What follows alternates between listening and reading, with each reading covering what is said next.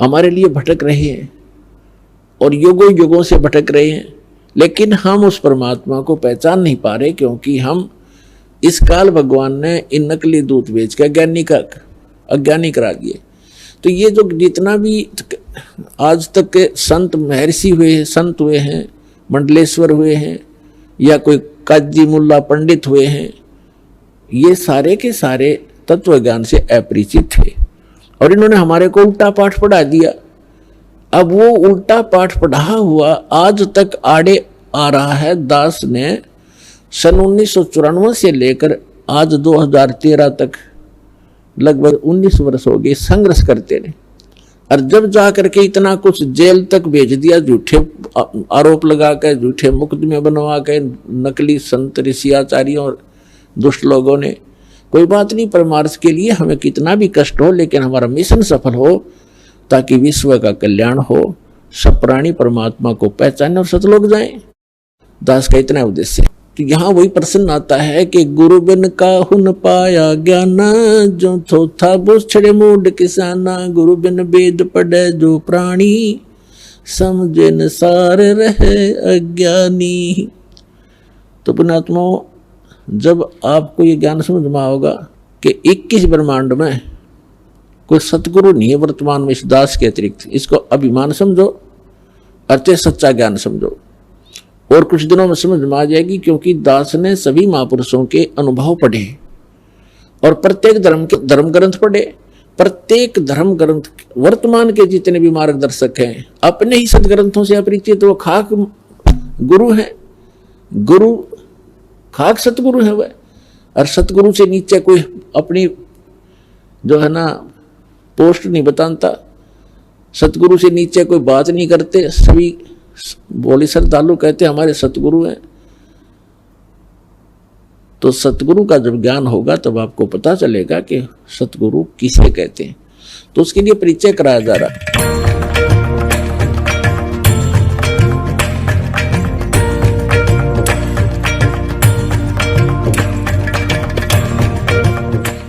जी, आप जी का इष्ट देव कौन है? हम लोगों का जो उपनिषदों के द्वारा प्रतिपाद्य परब्रह्म परमात्मा है, वही हमारा इष्ट देव। एक स्वामी जी, छोटा सा प्रश्न बीच में रह गया है। जैसे आपने बताया कि आपका इष्ट देव कौन है, वो थोड़ा क्लियर नहीं हुआ, आप प्लीज उसे क्लियर कीजिए। ये क्लियर करने की आपको वो कोई अधिकार आपको नहीं है इसका। ये जरूर क्या है कि हमसे आप सारी बात पूछ रहे हैं, जो हमारे मन की बात है, जो हमारी साधना की बात है, वो हमारे गुरु ही हमको बता सकते हैं और उसको ही हम बता सकते हैं। चाहे जिसको चैनल में बताने की चीजें थोड़ी यही है। ये श्री माता कैंपोसिस प्राइवेट लिमिटेड का प्रकाशन आषाढ़ पूर्णिमा संवत 2066 जुलाई 2009 की वर्ष 8 अंक 97 मूल्य 10 रुपये। ये है नारायण यानी श्री विष्णु जी, ये इनके भगवान हैं श्री विष्णु जी और श्री ब्रह्मा जी और श्री शंकर जी। ये तो इनके पूज्य देवता हैं। ये पार्वती जी की पूजा करते हुए और इनकी मूर्ति के साथ सुशोभित हैं श्री स्वरूपानंद जी, सरस्वती जी। शंकराचार्य जी, आपका इष्ट देव कौन है? सच्चिदानंद स्वरूप सर्वेश्वर हमारे इष्ट देव हैं। तो शंकराचार्य जी, क्या आप पुराणों को भी सत्य मानते हैं? परम सत्य। ये श्री माता कैंपोसिस प्राइवेट लिमिटेड का प्रकाशन आषाढ़ पूर्णिमा संवत 2066 जुलाई 2009 की वर्ष 8 अंक 97 मूल्य 10 रुपये। ये है नारायण यानी श्री विष्णु जी, ये इनके भगवान हैं श्री विष्णु जी और श्री ब्रह्मा जी और श्री शंकर जी। ये तो इनके पूज्य देवता हैं। क्या आप जी पुराणों को सत्य मानते हैं? सत्य ही है। बद्रीनाथ मठ के पूज्य देवता का नाम क्या है? भगवान नारायण। भगवान नारायण। और उनकी देवी? देवी पूर्णम्बा। आप जी का इष्ट देव कौन है? इष्ट देव तो कोई भी हो सकता है। हम सभी हम तो पंच देव उपासना करते हैं, 5 देवता होते हैं। ये श्री माता कैंपोसिस प्राइवेट लिमिटेड का का प्रकाशन आषाढ़ पूर्णिमा संवत 2066 जुलाई 2009 की, वर्ष 8, अंक 97, मूल्य 10 रुपये। ये है नारायण यानी श्री विष्णु जी, ये इनके भगवान हैं श्री विष्णु जी और श्री ब्रह्मा जी और श्री शंकर जी, ये तो इनके पूज्य देवता हैं। क्या आप पुराणों को भी सत्य मानते हैं? नहीं, पुराण सत्य है। पुराण को हम कैसा असत्य माने? हमारे लिए पुराण सत्य ही है। आप जी के पूज्य श्री देवता जी का क्या नाम है? मैं कहा था ना, जब एक ही भगवान है तो ये पूज्य देवता अपूज्य देवता ऐसे कैसे होता है? एक ही भगवान है। ये श्री माता कंपोसिस प्राइवेट लिमिटेड का प्रकाशन आषाढ़ पूर्णिमा संवत 2066 जुलाई 2009 की, वर्ष 8, अंक 97, मूल्य 10 रुपये। ये है नारायण यानी श्री विष्णु जी, ये इनके भगवान हैं श्री विष्णु जी और श्री ब्रह्मा जी और श्री शंकर जी, ये तो इनके पूज्य देवता हैं। महाराज जी, आपका इष्ट देव कौन है? हमारे इष्ट अखिल कोटि ब्रह्मांड नायक जगत गुरु भगवान श्री कृष्ण हैं। श्री कृष्ण भगवान पूर्ण अवतार हैं। कृष्णस्तु भगवान स्वयं। कृष्ण अपने आप में पूर्ण परमात्मा है, पूर्ण ब्रह्म है, स्वयं परमात्मा श्री कृष्ण है। आपका इष्ट देव कौन है?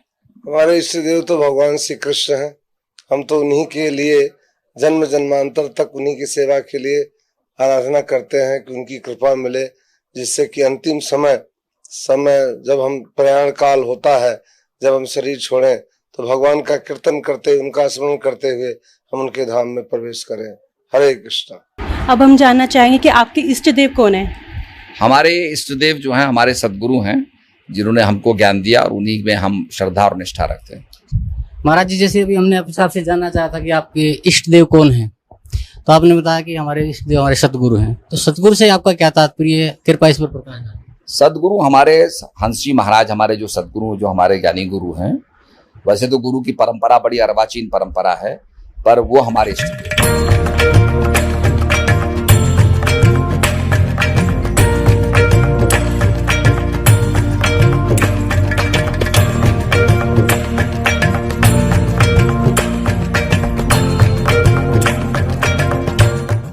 महाराज जी, आप जी का इष्ट देव कौन है?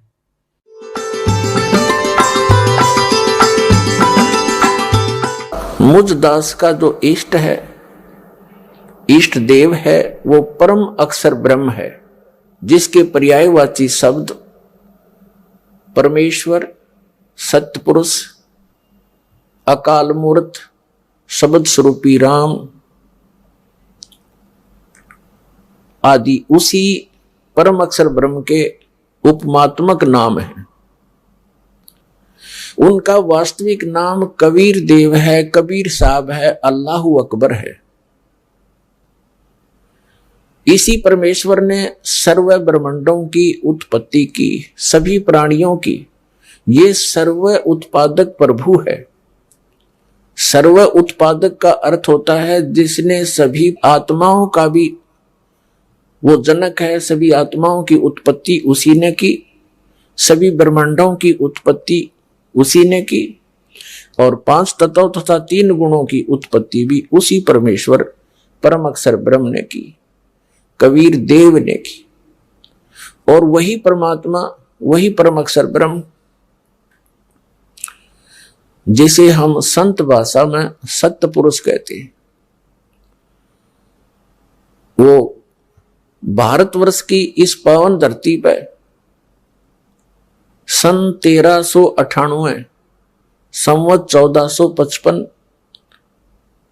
ज्येष्ठ सुदी पूर्णमासी को सुबह ब्रह्म मुहूर्त में सतलोक से अपने निज स्थान से चलकर आकर एक शिशु रूप धारण करके कमल के फूल पर विराजमान हुई। वहां से उनको नीरू नीमा नाम के एक पति पत्नी थे, वो जुलाहा जाति से थे, जुलाहा कर्म करते थे। वो निसंतान थे, उनको उठाकर घर ले गए। परमात्मा जुलाहों की कॉलोनी में रहने से, जुलाहा समुदाय में रहने से और बड़े होकर जुलाहे का कार्य करने से वो जुलाहा कहलाए। ये मुझ दास के इष्ट देव हैं।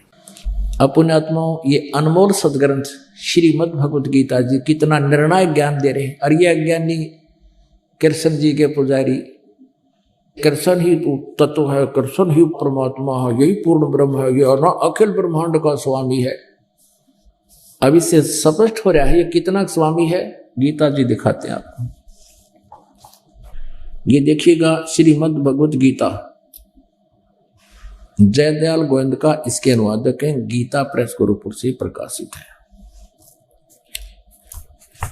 इसको 8वें अध्याय के ये थोड़ा सा दिखाते हैं आपको।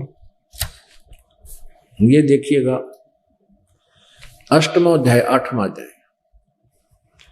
इसके प्रथम मंत्र में, प्रथम श्लोक में अर्जुन ने पूछा, किम तत्ब्रह्म, किम अध्यात्म, किम कर्म पुरुषोत्तम, अधिभूतम च किम प्रोक्तम, अधिदैवम किम उच्यते। अब जैसे गीता जी अध्याय नंबर ये 7 है, इसमें 30 और ये 29 नंबर श्लोक है साथ में, बिल्कुल अध्याय नंबर 7 का और श्लोक नंबर 29 है नीचे। इसमें गीता ज्ञानदाता कहता है कि माम आश्रित जरा मरण मोक्षाय माम आश्रित यतंती ये। माम आश्रित माने मेरे आश्रित होकर मैं जो ज्ञान कह रहा हूं, तत्वदर्शी संत को खोजो, वो जो तत्व ज्ञान बताओ, उसके बाद तत्व ज्ञान से परिचित जो हो जाता है। जरा मरण मोक्षाय यतंती ये, जो जरा मरण मोक्ष, जरा यानी बुढ़ापा, मरण माने मृत्यु से मोक्ष के लिए, यतंती ये जो प्रयत्न करते हैं, माम आश्रित है मेरे ज्ञान को आश्रय बनाकर, जो उस जरा और मरण से ही छूटने की कोशिश करते हैं, अन्य किसी वस्तु की इस काल के लोग की डिमांड नहीं रखते। ते ब्रह्म तत्विदु, वो तत्व ब्रह्म को जानते हैं। तत्व ब्रह्म को चे ब्रह्म तत्व को, ते ब्रह्म तत्विदु, उस तत्व ब्रह्म को वो जानते हैं, जान चुके हैं। और वो कृष्णम अध्यात्म, कृष्णम माने सारे, कृष्णम सारे अध्यात्म ज्ञान से परिचित हो चुके हैं।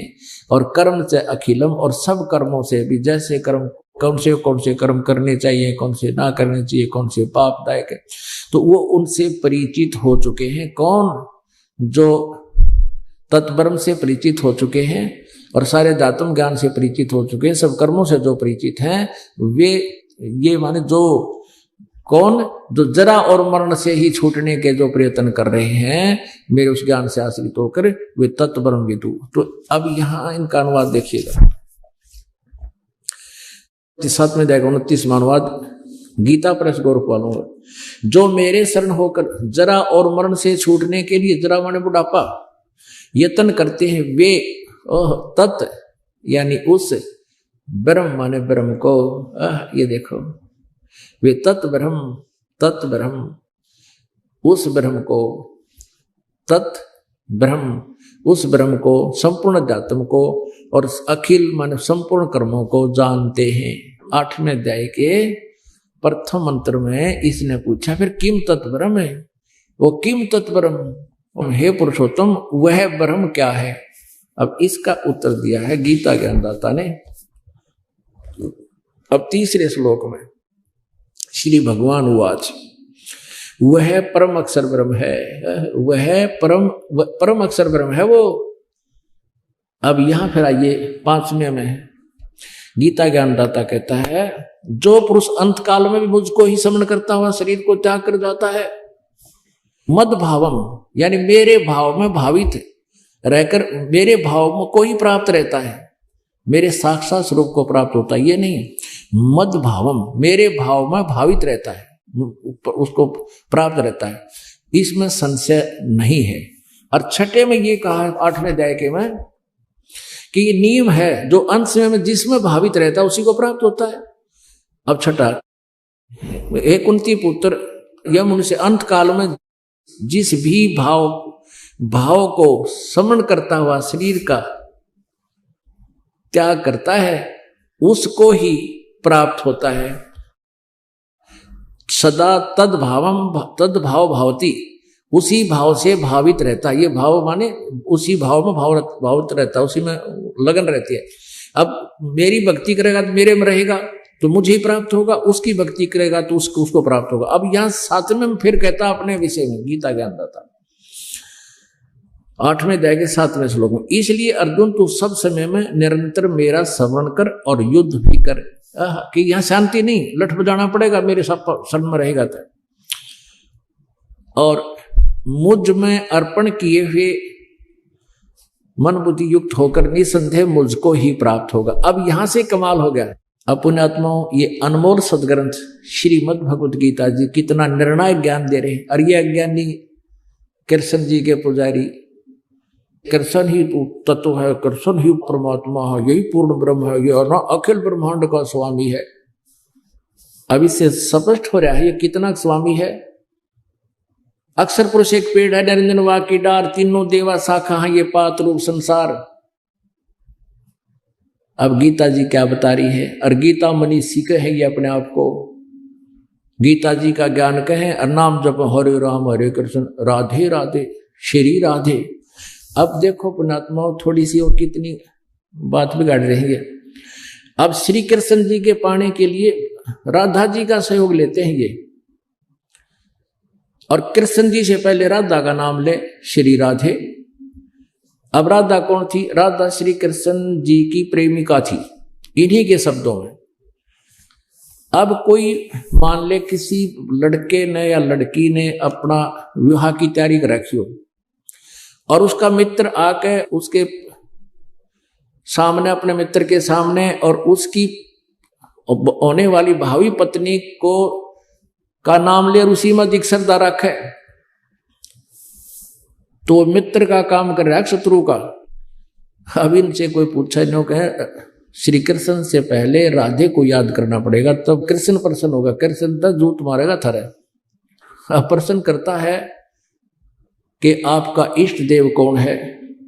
तो कृष्ण भगत कहे राधे, श्री राधे, श्री राधे। पहले राधे ने कति कसक के साथ बोल के फिर ने कहा अखिल ब्रह्मांड का नायक पूर्ण ब्रह्म श्री कृष्ण हमारा इष्ट है। अब इस प्रकार के व्यवहार से श्री कृष्ण प्रसन्न होगा या प्रसन्न? अंडरस्टूड है, गणा कहने की जरूरत को नहीं। तो अब यहां पुण्यात्माओं, इन्होंने गीता जी को समझा नहीं। गीता जी में केवल एक ओम नाम है, दूसरा जाप नहीं, जो गीता ज्ञानदाता का ही स्मरण करना है। तो और ये समझ कह रहा है कि नहीं, उस परम अक्षर ब्रह्म को पाने से तेरा पूर्ण मोक्ष होगा, जन्म मृत्यु का रोग सदा के लिए समाप्त होगा। उसके मंत्र की जानकारी उसकी विधि तत्वदर्शी संत ही बताएगा। वो 17वें अध्याय के 23वें श्लोक में। तो यहां बता गीता जी के 8वें अध्याय के 8, 9, 10 श्लोक में अब क्या बताता है कि उस सच्चिदानंद घन ब्रह्म की जो साधना करेगा उसको प्राप्त होगा। उसका 3 मंत्र की साधना है। अब देखिए अध्याय नंबर 8 का, अब श्लोक नंबर 8, 9, 10, 7 तो आपने पढ़ लिया। अब 8वां,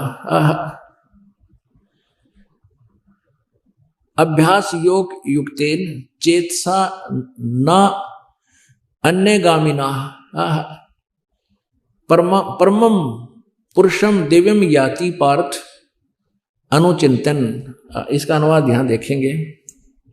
हे पार्थ, यह नियम है परमेश्वर के, उस सच्चिदानंद घन ब्रह्म के, जो उत्तम परम अक्षर ब्रह्म के ध्यान के अभ्यास रूप योग से युक्त, ध्यान नहीं है ये, अभ्यास योग युक्तेन, जो नाम जाप दिया जाएगा वो 3 मंत्र का, उसके अभ्यास योग माने साधना के बल से, दूसरे युक्त से युक्त उसमें लगा हुआ, दूसरी ओर न अन्यगामिना, यानी और किसी भी देवता की भक्ति नहीं करे, किसी में मन नहीं जावे, दूसरी ओर न जाने वाले चित्त से, अनन्य मन से निरंतर चिंतन करता हुआ परम दिव्यम पुरुषम याति, उस सच्चिदानंद घन ब्रह्म को प्राप्त होता है, उस परम अक्षर ब्रह्म को प्राप्त होता है।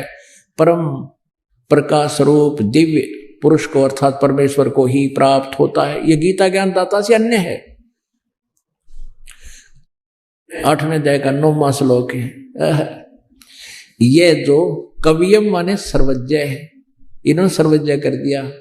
यहां लिखना था जो कबीर देव है, तो यहां ज्यादा कंसेप्ट यहां क्लियर नहीं कर पाएंगे, बाद में बताएंगे। अब यही लेते हैं जो सर्वज्ञ अनादि सबके नियंता यानी कुल का मालिक, तीनों लोकों प्रवेश करके सबका धारण पोषण करता है। गीता जी अध्याय नंबर 15 के श्लोक नंबर 17 में उसके विषय में जानकारी है। उत्तम पुरुष तु अन्य उसके विषय में कह रहे हैं। जो कवियम अनादि यानी सर्वज्ञ अनादि सबके नियंत्रता और सूक्ष्म से अति सूक्ष्म सबका धारण पोषण करने वाले है। अचिंत रूप स्वरूप आदित्य वर्णम सूर्य की तरह साकार यानी प्रकाश में, सूर्य की सदृश बताया है तो वो साकार है लेकिन है तेजों में।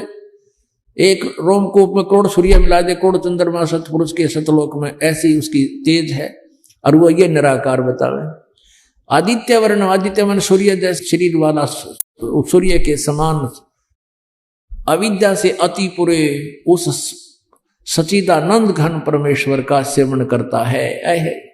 जो व्यक्ति, यहां लिखा है, जो पुरुष उस सर्वज्ञ नादि सबके धारण पोषण करने वाले सूर्य के सदृश अविद्या से अति परे यानी उस साकार परमात्मा, तेजों में साकार परमात्मा का सेवन कर सचिदानंद घन ब्रह्म प्रस्तात अति परे सचिदानंद घन परमेश्वर का सेवन करता है। अब 10वें में देखना, कमाल कर दिया। अध्याय 8 का श्लोक 10 पढ़ रहे हैं।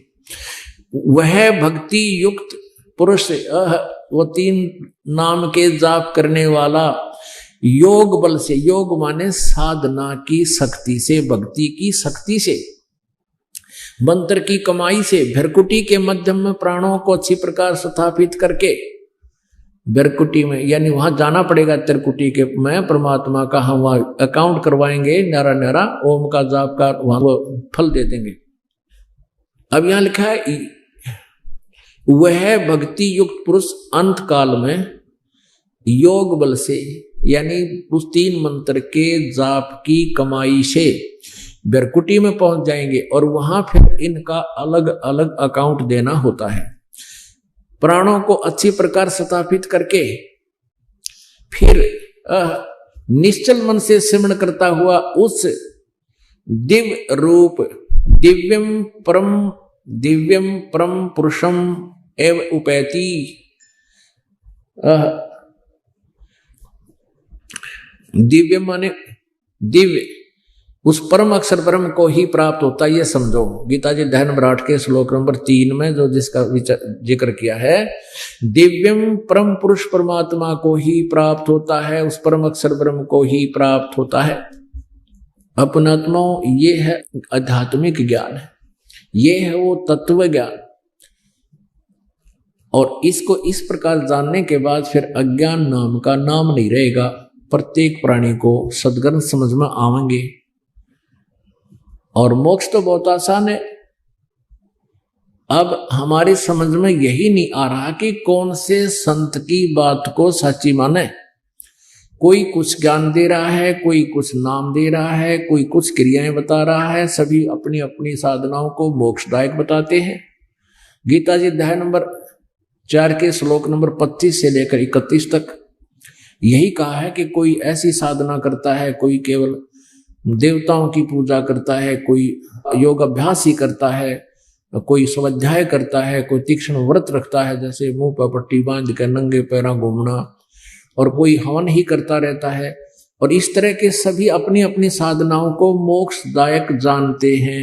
इसलिए गीता जी अध्याय नंबर 4 के श्लोक नंबर 32 में कहा कि इस प्रकार के जो मैंने 24 गीता अध्याय नंबर 4 के श्लोक नंबर 25 से 31 तक जो जानकारी दी है यज्ञों की यानी धार्मिक अनुष्ठानों की, इस प्रकार के अनेक प्रकार के धार्मिक यज्ञ यानी अनुष्ठानों की जानकारी चौथे जाएगा 32वें श्लोक में बता रहे हैं। उस ब्रह्मणे मुखे सच्चिदानंद घन ब्रह्म द्वारा दिए गए अपने मुखारविंद से ज्ञान में कबीर वाणी में सच्चिदानंद घन ब्रह्म की वाणी में विस्तार से कहे गए। और उनको जानने के बाद फिर सब कर्मों से तू मुक्त हो जाएगा। और चौथे जाएगा 33 में ये कहा है कि दर्व यज्ञ से ज्ञान यज्ञ श्रेष्ठ है। अब दर्व यज्ञ ये होती है कि जैसे कहीं मंदिर बनवा दिया और कहीं पर कोई धर्म भंडारा कर दिया है और कहीं पर कितना कांबड़ बांट दिए, तो कहते हैं अंधाधुंध कोई ऐसे क्रिया करने से अच्छा है श्रेयान यानी ज्ञान, ये ज्ञान यज्ञ श्रेष्ठ है। पहले ज्ञान समझ और ज्ञान के बाद फिर तत्व ज्ञान के आधार से फिर धर्म पुण्य कर, जैसे उस तत्वदर्शी संत बताओ तो लाभ होगा। गुरु बिन माला फेरते गुरु बिन देते दान, गुरु बिन दोनों निष्फल हैं चाहे पूछो वेद पुराण। गीता जी में कहा कि कुपात्र को दिया हुआ दान विफल रहता है, कभी सफल नहीं होता। तो गीता जी अध्याय नंबर 4 के श्लोक नंबर 34 में कहा कि उस ज्ञान को चौथे अध्याय के जो 32वें श्लोक में जिस सच्चिदानंद घन ब्रह्म ने जानकारी दी है उसकी न अपनी मुखारविंद से उस ज्ञान को तत्वदर्शी संतों से समझो। वो फिर वो तत्वदर्शी संत तुझे परमात्म तत्व का ज्ञान देंगे। गीता ज्ञान दाता से अन्य कोई परमात्मा है। अब यहां इस गीता जी को ना समझकर 8वें अध्याय के 17वें श्लोक में इन्होंने फिर अनर्थ किया है। उसमें सिर्फ ये लिखा है कि उस ब्रह्मणे मानी सच्चिदानंद घन ब्रह्म। अब यहां जो ब्रह्मणे शब्द लिखा है 8वें अध्याय के 17वें श्लोक में, ब्रह्मणे का अर्थ होता है जो ब्रह्म से बड़ा, नेक्स्ट, यानी बड़ा बड़ा भगवान। और यहां 8वें अध्याय के 17वें श्लोक में ये अक्षर पुरुष के बारे में जानकारी है। यहां ब्रह्मणे अर्थ इसमें भी है, लेकिन यहां उसकी आयु सीमा कैलकुलेटेड है, इसलिए ये बड़ा होते हुए भी अविनाशी नहीं है, सच्चिदानंद घन ब्रह्म नहीं है। यहां देखिएगा 8वें अध्याय का 17वां श्लोक दिखाते हैं। देखिएगा श्रीमद् भगवत गीता अध्याय नंबर 8 का और श्लोक नंबर 16 तो ये हो गया है कि इसमें कहा कि हे अर्जुन, ब्रह्मलोक पर्यंत सब लोग पुनरावर्ती में हैं। इन्होंने यहां अनुवाद गलत किया है कि परंतु हे कुंती पुत्र मुझको प्राप्त होकर पुनर्जन्म नहीं होता, इसका अनुवाद गलत किया इन्होंने। नहीं तो ये चौथे अध्याय का 5वां और दूसरे अध्याय का दूसरा श्लोक गलत हो जाता है। यदि गीता ज्ञानदाता ये कहता है कि मुझे प्राप्त होने वाले का पुनर्जन्म नहीं होता। ये देखिएगा चौथे अध्याय का गीता जी अध्याय नंबर 4 का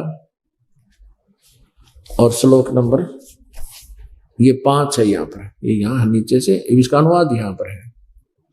हे परंतु अर्जुन, मेरे और तेरे बहुत से जन्म हो चुके हैं, उन सबको तू नहीं जानता, मैं जानता हूं।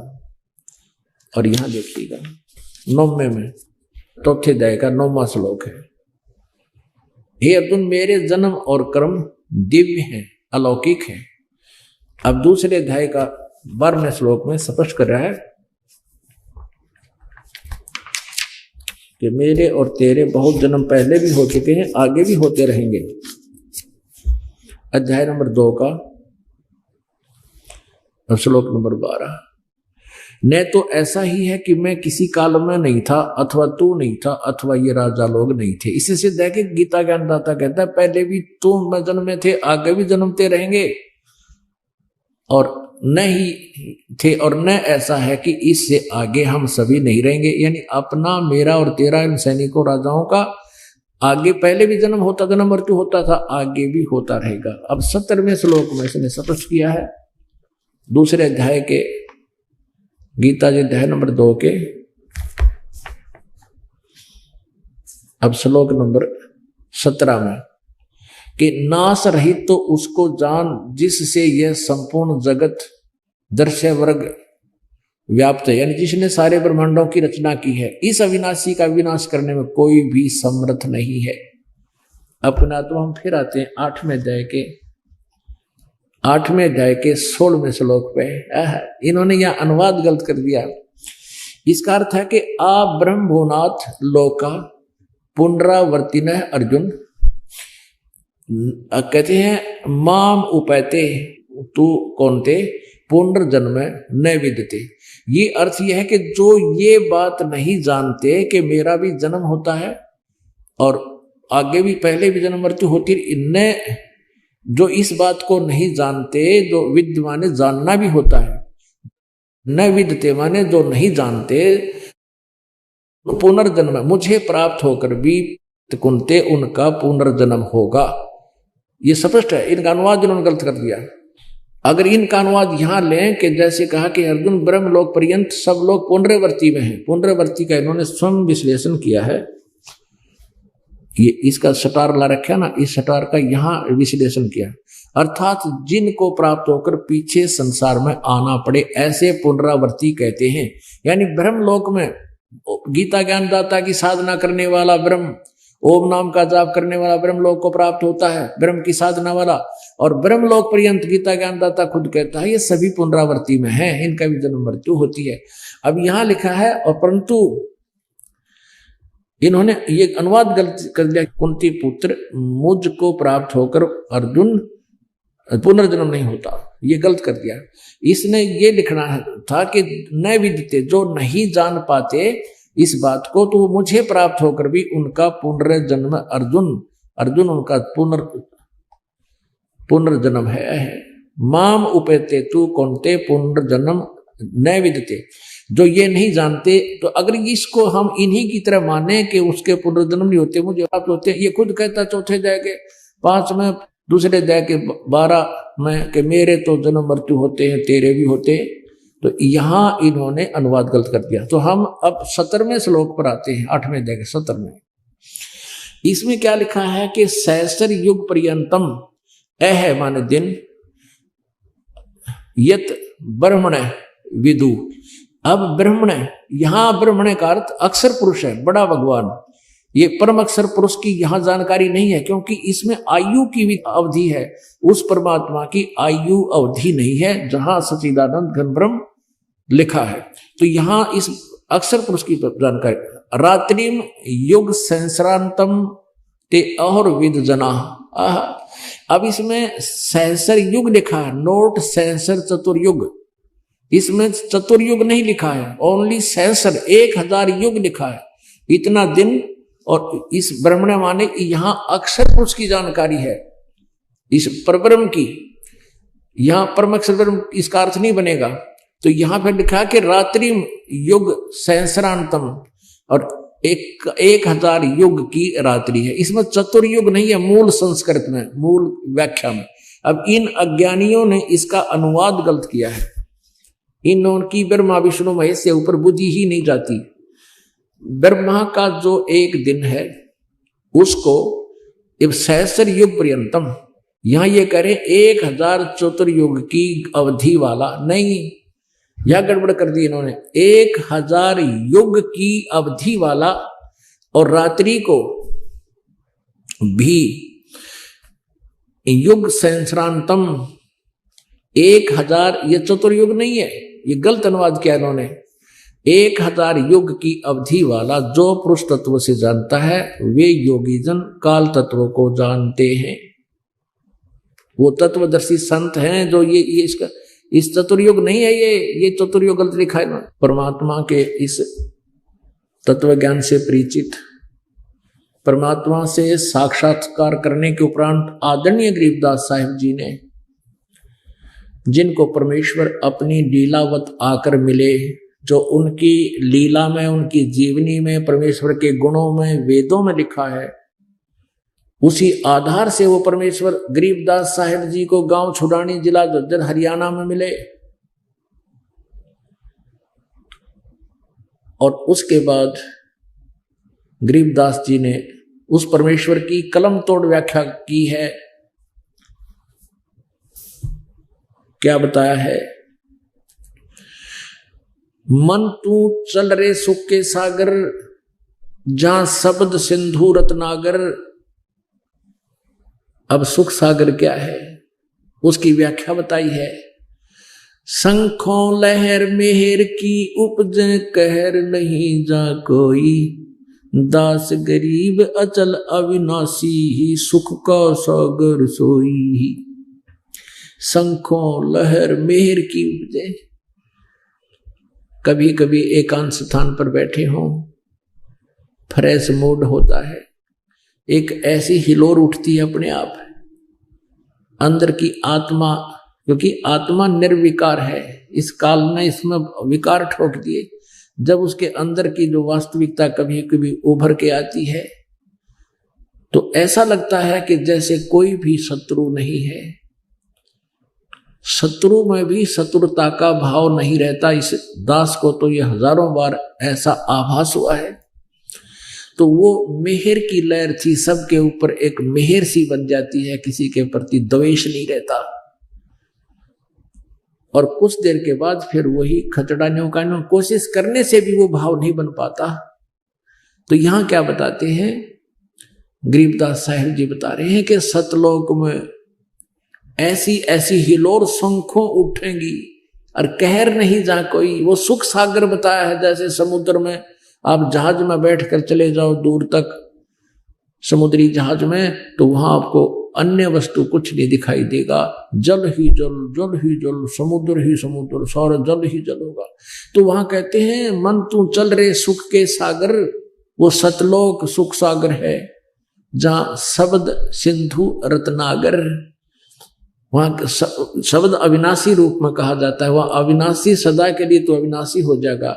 और उस सुख सागर व्याख्या बता रहे हैं, डेफिनेशन बता रहे हैं कि शंखों लहर मेहर की उपज और कहर नहीं जा कोई, कोई कष्ट नहीं आपके ऊपर। और दास गरीब अचल अविनाशी, वो अविनाशी परमात्मा सतलोक में रहता है, वो सतलोक भी अविनाशी है। और सुख का सागर सोई, वो सतपुरुष परमात्मा का सतलोक सुख का सागर है। फिर क्या बताते हैं, कोट जन्म तन भर मत होगे, कुछ ना हाथ लग्या रे, कुकर शुकर खरबया बोरे, कौआ हंस बुगारे। कोटि जन्म तू राजा की न मिटी न मन की आशा, भिक्षक होके दर दर घूम लिया मिला न निर्गुण रासा। इंद्र कुबेर ईश की पदवी, ब्रह्मा वरुण धर्मराया, विष्णुनाथ के पुर को जाके तू फिर भी वापस आया। असंग जन्म तन मरत्या होगे, जीवित क्यों ना मरे रे, द्वादश मद महल मठ बोरे, बहुर न दे धरे रे। दो जग भिष्ट सभी तन देखे, राजपाट के रसिया, तीन लोक से तरपत नाही, ये मन भोगी खसिया। सतगुर मिले तो इच्छा मेटे, पद्मल पदे समाना, चल हंसा उस लोक पठाऊं, जो आदि अमर अस्थाना। चार मुक्ति जहां चंपी करती, माया होरी दासी, दास गरीब अभय पद पर से, वो मिले राम अविनाशी।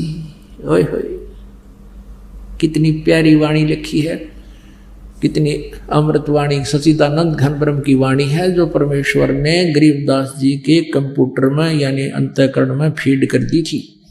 और उस गरीबदास साहिब ने कबीर परमेश्वर परम अक्षर ब्रह्म की महिमा कलम तोड़ गाई, बोली, लिखवाई।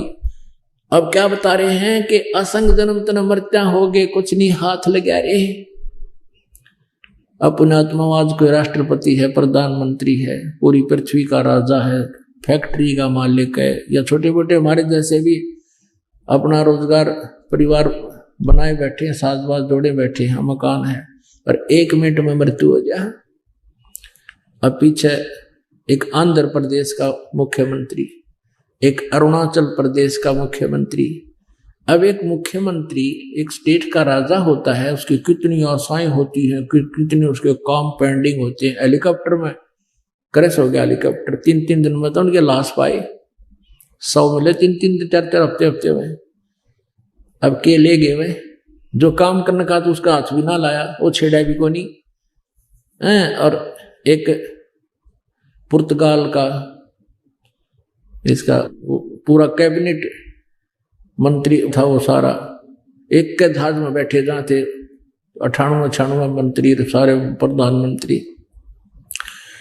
वो एक का एक्सीडेंट हो गया, सारे खत्म हो गए।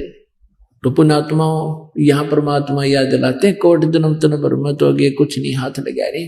और फिर क्या होंगे, कुत्ता गधा सुअर की योनियां हम जाएंगे, कुकर सुकर खरबा बोरे, कौआ हंस बगारे। कोटि जन्म तू राजा की न मिटी न मन की आशा, भिक्षकों का दर दर घूमिया। ये मार्ग नहीं मिला जिस कारण से तू भटक रहा है, जो अब तुझे प्राप्त कराया जा रहा है। इसके ना पाने से कहते हैं इंद्र कुबेर ईश की पदवी।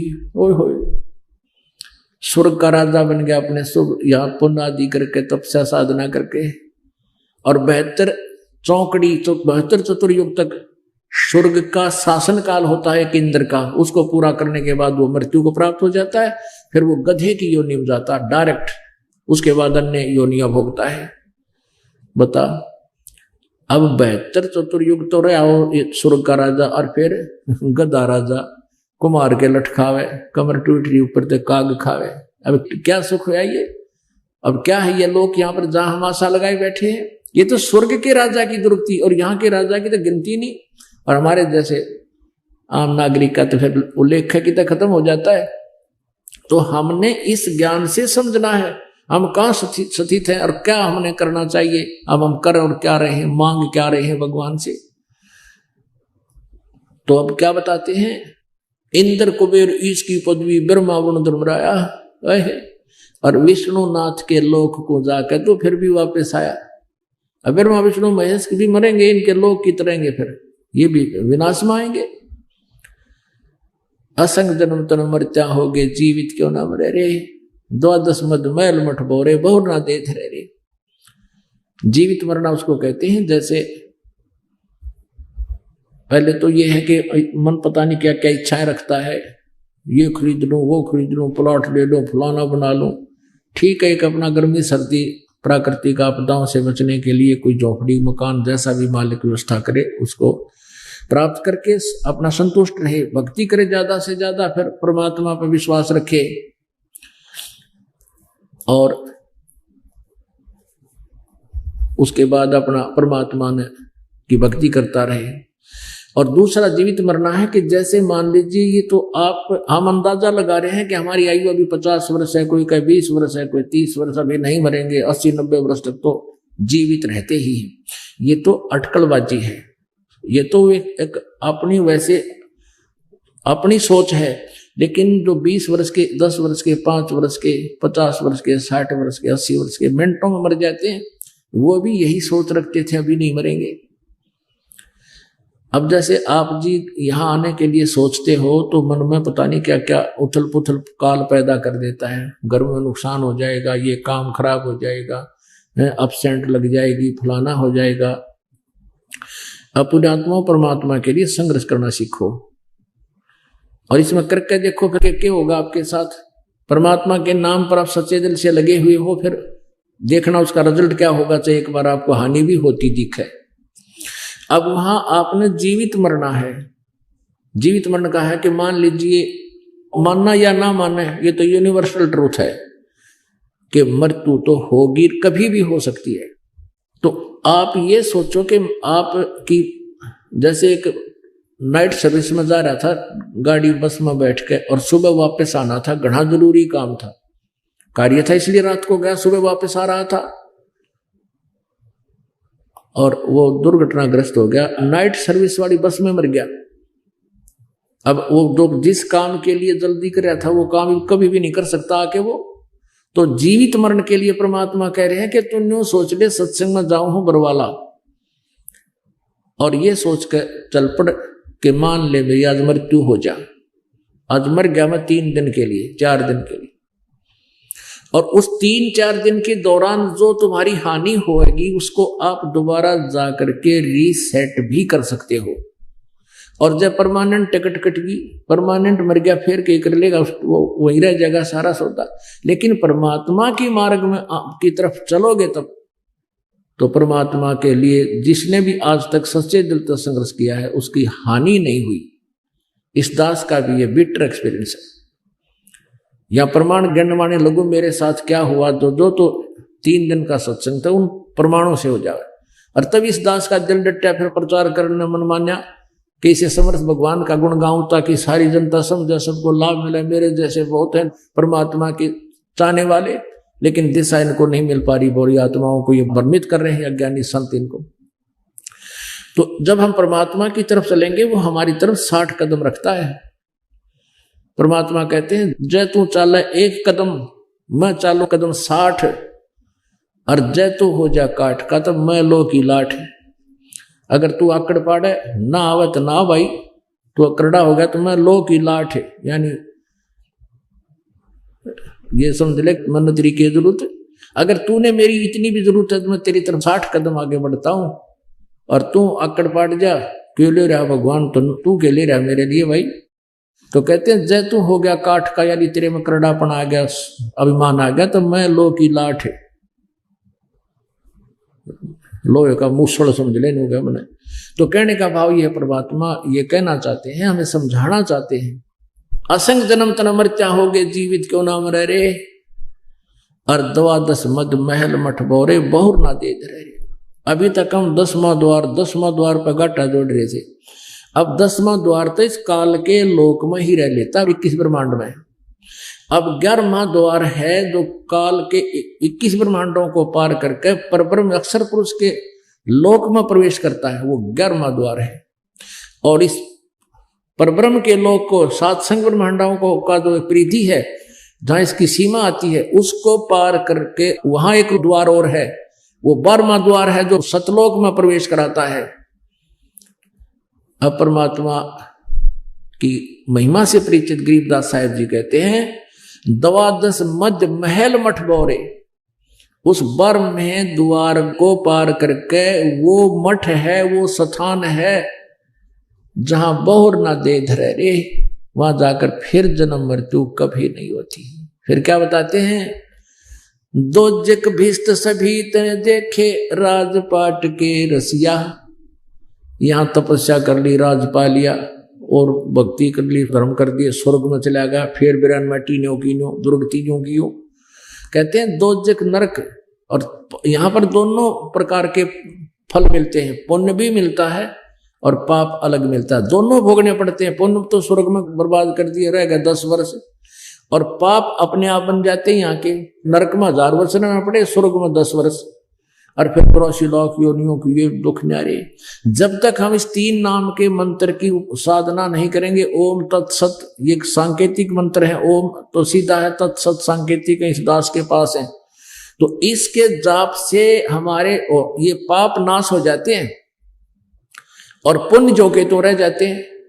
अब क्या बताते हैं परमात्मा, दो जिक भिष्ट सभी तय देखे राजपाट के रसिया, 3 लोक से तरपत नाही ये मन भोगी खसिया। अब क्या बताते हैं, सतगुरु मिले तो इच्छा मेटे पद मिल पदे समाना, चल हंसा उस लोक पुठाऊं जो आदि अमर अस्थाना। सतगुरु मिले, वो तत्वदर्शी संत मिले तो ये ज्ञान दे करके, तत्व ज्ञान समझा करके इच्छा खत्म करें। जैसे 7वें अध्याय के 29वें श्लोक में गीता ज्ञानदाता कहता है कि बेरे इस ज्ञान का आश्रय कर, तत्वदर्शी संतों को खोज, और फिर वो प्राणी जो तत्वदर्शी संत जिनको मिल गया, वो केवल जरा और मरण से ही छूटने का प्रयत्न करते हैं और किसी वस्तु की इच्छा नहीं करते। तो उस परमेश्वर ने आकर के ये तत्व ज्ञान दिया, और उन्होंने क्या बताया, वो परमात्मा है वास्तव में अविनाशी। जग सारा रोगिया रे, जिन सतगुरु वैद न जाण्या, जग सारा रोगिया रे। भाई जन्म मरण का रोग लग्या है, तृष्णा बडरी खासी, आवागमन की डोर गले में या पड़ी काल की फांसी, जग सारा रोगिया रे, जिन सतगुरु वैद न जाण्या, जग सारा रोगिया रे। सच्चा सतगुरु कोई न पूजे, इन झूठों जगपतियासी, अंधे की बाँ गही अंधे ने, ये मार्ग कौन बतासी, जग सारा रोगिया रे, जिन सतगुरु वैद न जाना, जग सारा रोगिया रे। भाई देखा देखी गुरु शिष बन गए, किया नहीं तत्व विचारा, गुरु शिष दोनों के सिर पे यू काल ठोके पंजारा, जग सारा रोगिया रे, जिन सतगुरु वैद न जाण्या जग सारा रोगिया रे। सार शब्द सर जीवन बूटी गैस गैस अंग लगावे। सार शब्द सर जीवन बूटी गैस गैस अंग लगावे। कहे कबीर तुम सत कर मानो ये जन्म मरण मिट जावे जग सारा रोगिया रे। जिन सतगुरु वैद न जाण्या जग सारा रोगिया रे। अपने आत्माओं जो श्री ब्रह्मा जी, श्री विष्णु जी और श्री शिव जी की पूजा करते हैं और जो ब्रह्म के ओम नाम का जाप करके संतुष्ट हैं, उनकी अब ये बिल्कुल क्लियरेंस होगी, स्पष्ट हो गया ये कंसेप्ट कि उनका भी जन्म और मृत्यु का दीर्घ रोग लगा हुआ है। वहां सुख क्या रहेगा आपके चरणों में? यहाँ की जो 4 मुक्तियां तो नाशवान है, इन वाला सुख वहां सदा तेरे चरणों में पड़ा रहेगा, कभी विनाश नहीं होगा। 4 मुक्ति जहाँ चंपी करती माया होरी दासी। दास गरीब अभय पद पर से वो मिले राम अविनाशी। तो कहते हैं इस प्रकार वो अविनाशी परमात्मा मिलेगा और वहां जाने के बाद फिर जन्म मृत्यु कभी नहीं होगी। ये जन्म मृत्यु का रोग सदा के लिए नष्ट हो जाएगा। बोलो सतगुरुदेव।